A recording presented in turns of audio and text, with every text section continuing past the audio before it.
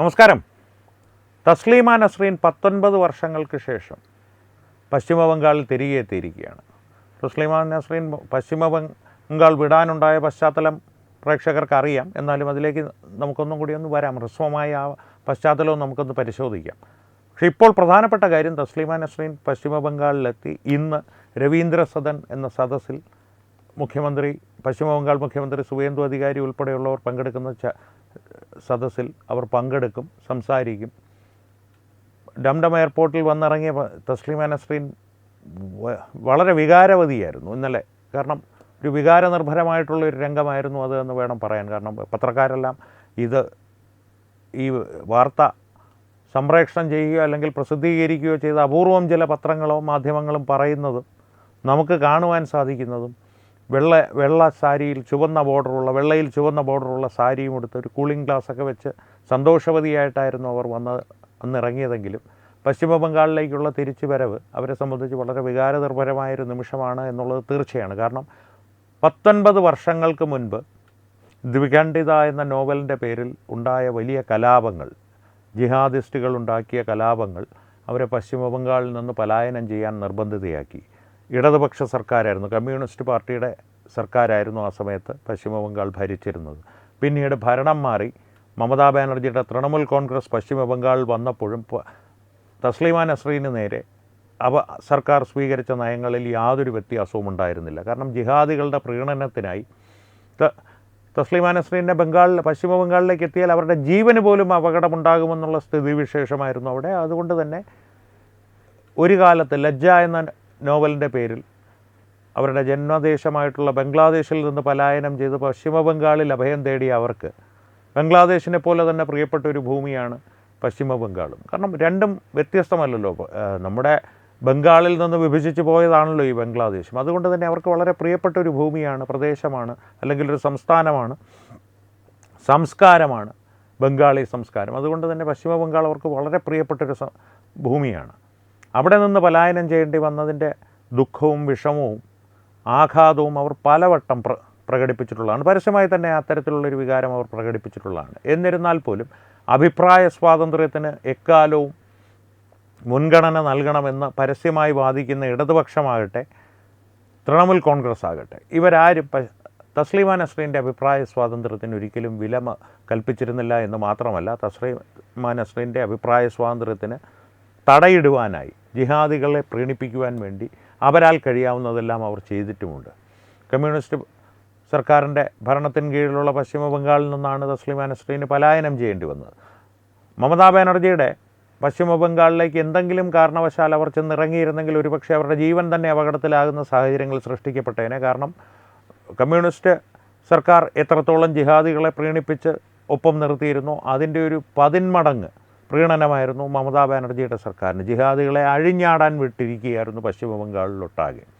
പക്ഷേ BJP സർക്കാർ അധികാരത്തിലെത്തി ഏറെ നാൾ കഴിയുന്നതിന് മുമ്പ് അവർ ചെയ്ത ആദ്യത്തെ പ്രവൃത്തികളിലൊന്ന് തസ്ലീമ നസ്രീനെ പശ്ചിമ ബംഗാളിലേക്ക് തിരികെ കൊണ്ടുവരികയായിരുന്നു.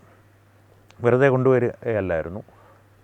BJP ഔദ്യോഗികമായി തന്നെ ഡംഡം എയർപോർട്ട് സ്ഥിതി ചെയ്യുന്ന ഡംഡം നോർത്ത് നിയോജക മണ്ഡലത്തിലെ MLA ആയ സൗരവ് സിഗ്ദർ നേരിട്ടെത്തി തസ്ലീമ നസ്രീനെ സ്വീകരിക്കുകയും ചെയ്തു. സൗരവ് സിഗ്ദർ നേരിട്ടെത്തിയതിൻ്റെ ഒരു പ്രസക്തി എന്ന് പറയുന്നത് ആ മണ്ഡലത്തിലെ MLA തസ്ലീമ നസ്രീനെ സ്വീകരിക്കാൻ എത്തി എന്നുള്ളത് മാത്രമല്ല, BJPയുടെ ഭാഗത്തു നിന്ന് ജനാധിപത്യത്തിൻ്റെ ഒരു വിജയം മാധ്യമങ്ങളുടെ മുമ്പിൽ കൂടുതൽ പ്രസക്തിയോടുകൂടി അവതരിപ്പിക്കുവാനുള്ളൊരു സാഹചര്യം കൂടി ഒരുക്കുകയായിരുന്നു BJPയുടെ ഉദ്ദേശമെന്നുള്ളത് വളരെ വ്യക്തമാണ്. കാരണം ചിന്തിച്ചു നോക്കൂ, ഇത് ജനാധിപത്യത്തിൻ്റെ ഒരു വിജയം തന്നെയാണ്. ഇപ്പോൾ കമ്മ്യൂണിസ്റ്റ് പാർട്ടിയുടെ കാര്യം എടുത്തു കഴിഞ്ഞാൽ തസ്ലീമ നസ്രീനെ പശ്ചിമ ബംഗാളിൽ നിന്ന് പലായനം ചെയ്യാൻ നിർബന്ധിതയാക്കിയ സാഹചര്യങ്ങൾ ഉരുവാകുന്നത് കമ്മ്യൂണിസ്റ്റ് സർക്കാരിൻ്റെ ഭരണത്തിൻ്റെ കീഴിലാണ്. നേരെ കേരളത്തിലേക്ക് എത്തിക്കഴിഞ്ഞാൽ ഇന്ന് കമ്മ്യൂണിസ്റ്റ് പാർട്ടിയുടെ ദേശീയ ജനറൽ സെക്രട്ടറി ആയിരിക്കുന്ന MA ബേബി ഉൾപ്പെടുന്നവർ MF ഹുസൈനെ, ഹിന്ദു ദേവതകളുടെ ചിത്രം നഗ്നമായി വരച്ച MF ഹുസൈനെ കേരളത്തിൽ കൊണ്ടുവന്ന് അരിയിട്ട് വാഴിച്ച് ആദരിച്ചവരാണ്. അഭിപ്രായ സ്വാതന്ത്ര്യമാണ് വലുത്. SFI പല കോളേജുകളുടെ മുമ്പിലും ഇപ്പോഴും മുൻപും സരസ്വതി ദേവിയുടെ നഗ്ന ചിത്രങ്ങൾ വരച്ചു വയ്ക്കുന്നു. അതിൽ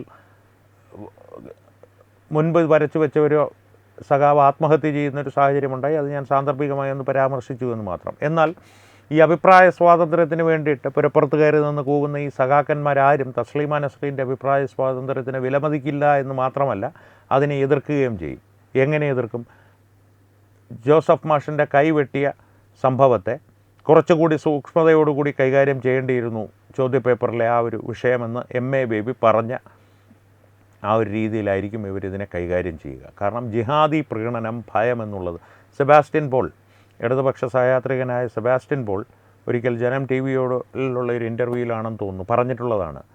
ഹിന്ദു മതത്തെ വിമർശിക്കുക, ക്രിസ്ത്യൻ മതത്തെ വിമർശിക്കുക എന്നുള്ള അഭിപ്രായ സ്വാതന്ത്ര്യങ്ങൾ ഇതൊക്കെ ചർച്ച ചെയ്തുകൊണ്ടിരുന്നപ്പോൾ ഇസ്ലാം മതത്തെ വിമർശിക്കുക എന്നുള്ള ഒരു കാര്യം എടുത്തു അവതാരകൻ ചോദിച്ചപ്പോൾ അത് അവർ കുറച്ച് സെൻസിറ്റീവായിട്ടുള്ള ആൾക്കാരല്ലേ, അവർ പ്രതികരിക്കും പെട്ടെന്ന് എന്നറിയാതെ അദ്ദേഹത്തിൻ്റെ വായിൽ നിന്ന് വന്നു. വീഡിയോ ഇപ്പോഴും സാമൂഹ്യ മാധ്യമങ്ങളിൽ ലഭ്യമാണ്, പ്രേക്ഷകരൊന്ന് തിരഞ്ഞു നോക്കൂ.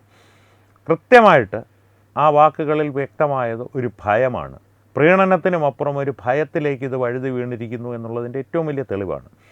തിരികെ വിഷയം തസ്ലീമ നസ്രീനിലേക്ക് വന്നു കഴിഞ്ഞാൽ, പശ്ചിമ ബംഗാളിൽ കനത്ത സുരക്ഷയാണ് തസ്ലീമ നസ്രീന് വേണ്ടിയിട്ട് ഒരുക്കിയിരിക്കുന്നത് BJP സർക്കാർ. കാരണം തിരികെ കൊണ്ടുവന്നു, ജനാധിപത്യത്തിൻ്റെ വിജയമാണ്. ഇതെല്ലാം നിലനിൽക്കെ തന്നെ വർഷങ്ങളായി ഇടതുപക്ഷ സർക്കാരും അതിനുശേഷം തൃണമൂൽ കോൺഗ്രസും, മമതയുടെ തൃണമൂൽ കോൺഗ്രസും പാലൂട്ടി വളർത്തിയ ജിഹാദികളെന്ന വിഷസർപ്പങ്ങളുടെ അവശിഷ്ടങ്ങളും അവശേഷിപ്പുകളും ഇപ്പോഴും പശ്ചിമ ബംഗാളിലുണ്ട് എന്നുള്ളത് കൃത്യമായിട്ട് നമുക്കെല്ലാവർക്കും അറിയാവുന്ന കാര്യമാണ്. അതിലും കൂടുതൽ നമുക്കറിയാവുന്നതിലും കൂടുതൽ വിവരങ്ങൾ എന്തായാലും സർക്കാരിനുണ്ടാകുമല്ലോ. അതുകൊണ്ട് തന്നെ സുരക്ഷ വളരെ കർശനമാണ്. ഈ രവീന്ദ്ര സദൻ നടക്കുന്ന വേദിയിലെല്ലാം ഇന്നലെ മുതൽ പോലീസിൻ്റെ കനത്ത സുരക്ഷാ വലയമുണ്ട്. പരിശോധനകൾ നടക്കുന്നുണ്ട്. സന്ദർശകർക്കും ആ പരിപാടിക്ക് പങ്കെടുക്കുവാനെത്തുന്നവർക്കും കൃത്യമായിട്ടുള്ള മാർഗ്ഗനിർദ്ദേശങ്ങൾ നൽകപ്പെട്ടിട്ടുണ്ട്. എന്ത് കൊണ്ടുവരാം, എന്ത് കൊണ്ടുവരാൻ പാടില്ല, എപ്പോൾ വരണം തുടങ്ങിയ കൃത്യമായ മാർഗ്ഗനിർദ്ദേശങ്ങൾ നൽകപ്പെട്ടിരുന്നു. ഇത്രയൊക്കെ സുരക്ഷകൾക്കിടയിൽ തസ്ലീമ നസ്രീൻ പശ്ചിമ ബംഗാളിൽ എത്തുക എന്നുള്ളത് ഞാൻ ആദ്യം പറഞ്ഞതുപോലെ ജനാധിപത്യത്തിൻ്റെ ഒരു വിജയം തന്നെയാണ്.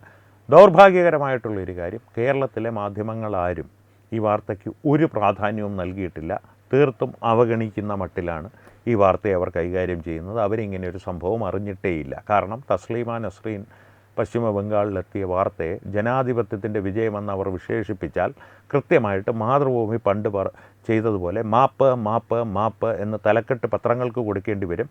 ഈ ശ്രീകണ്ഠൻ നായരായാലും, ട്രീ കട്ടറിലെ അരുണായാലും, ഏഷ്യാനെറ്റ് ന്യൂസിലെ സിന്ധു സൂര്യകുമാർ മുതൽ താഴേക്കുള്ള ആരായാലും പിറ്റേ ദിവസം തൊഴുകൈകളോടെ മാപ്പ് മാപ്പ് മാപ്പ് എന്ന് പറയേണ്ടി വന്നിരിക്കും.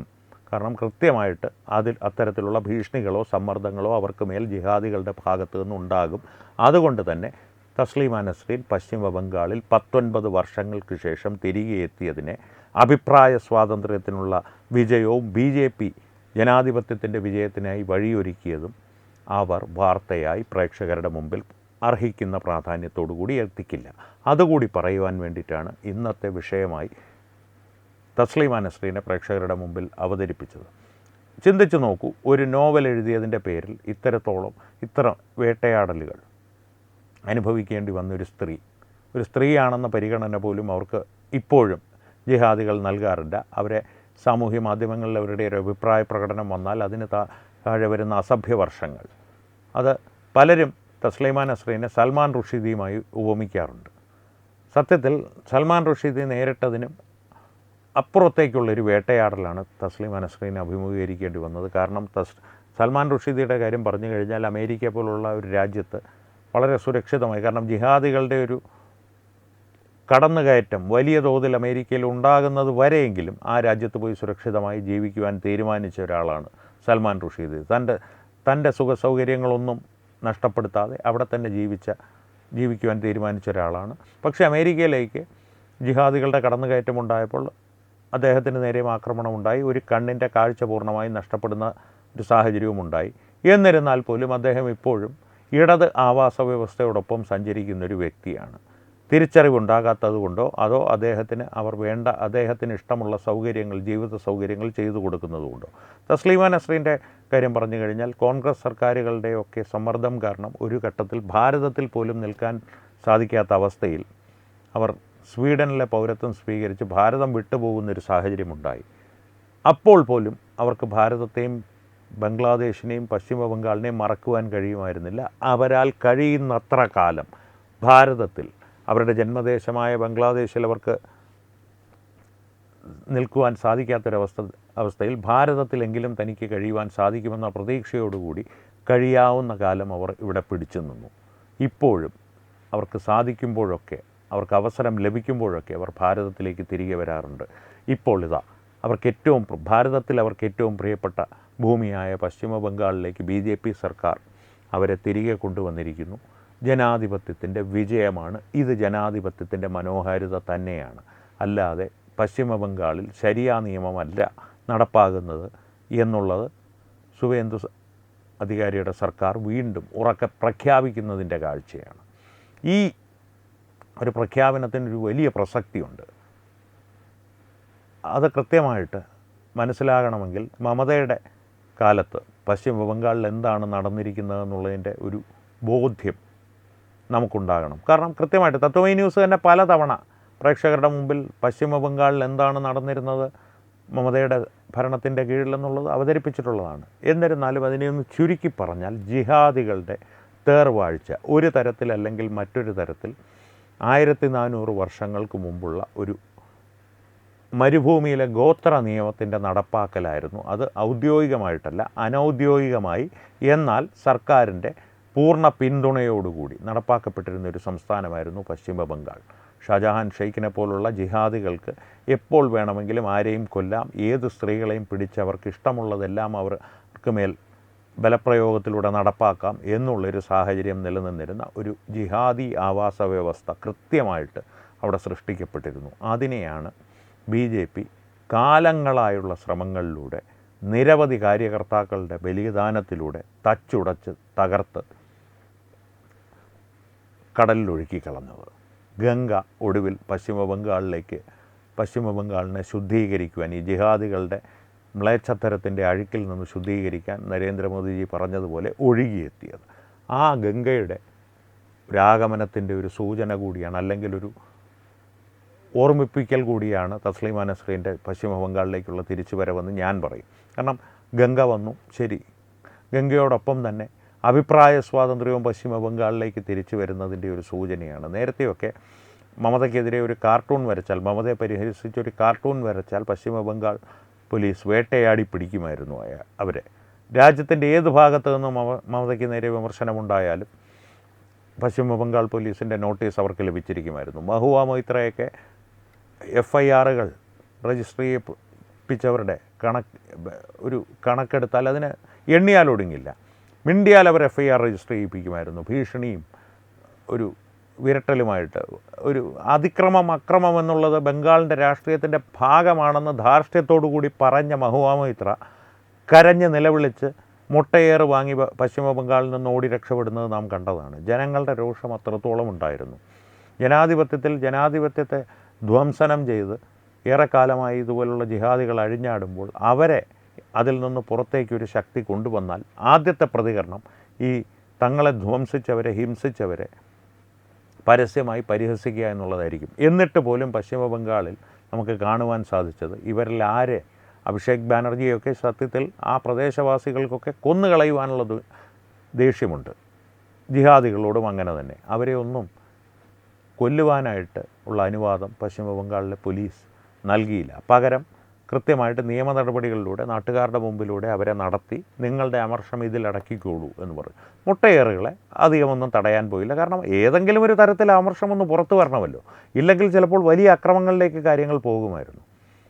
അതുകൊണ്ട് തന്നെ തസ്ലീമ നസ്രീൻ്റെ ഒരു തിരിച്ചുവരവ് പശ്ചിമ ബംഗാളിലേക്ക് 19 വർഷങ്ങൾക്ക് ശേഷമുള്ള തിരിച്ചുവരവ്, ഞാൻ ആദ്യം പറഞ്ഞതുപോലെ സൗരവ് സിഗ്ഡർ എന്ന ഡംഡം നോർത്തിലെ MLA നേരിട്ട് ചെന്ന് തസ്ലീമ നസ്രീനെ വിമാനത്താവളത്തിൽ നിന്ന് സ്വീകരിച്ചത് ഒരു സൂചനയാണ്.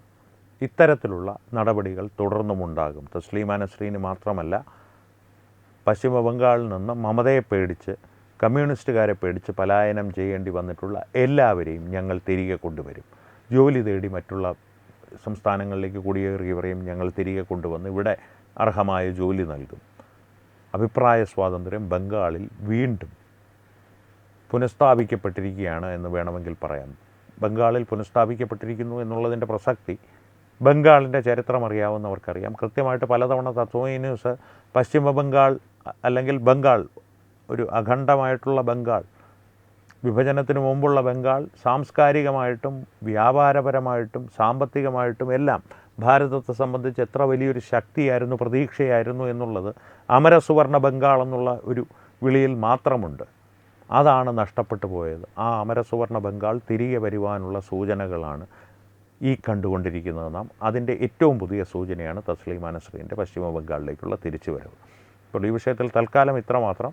ഈ വിഷയത്തെ സംബന്ധിച്ചുള്ള പ്രേക്ഷകരുടെ പ്രതികരണങ്ങൾ, തസ്ലീമ നസ്രീൻ്റെ പശ്ചിമ ബംഗാളിലേക്കുള്ള തിരിച്ചുവരവ് ആദ്യം എക്സ്ക്ലൂസീവായി റിപ്പോർട്ട് ചെയ്തത് തത്വമയി ന്യൂസ് തന്നെയാണ്. നിങ്ങളത് ഓർത്തിരുന്നു അവർ പശ്ചിമ ബംഗാളിലേക്ക് തിരികെ എത്തുകയാണെന്നുള്ളത്? മറ്റേതെങ്കിലും മാധ്യമങ്ങളിൽ നിങ്ങൾ അർഹിക്കുന്ന പ്രാധാന്യത്തോടെ ഈ വാർത്ത കണ്ടിരുന്നു?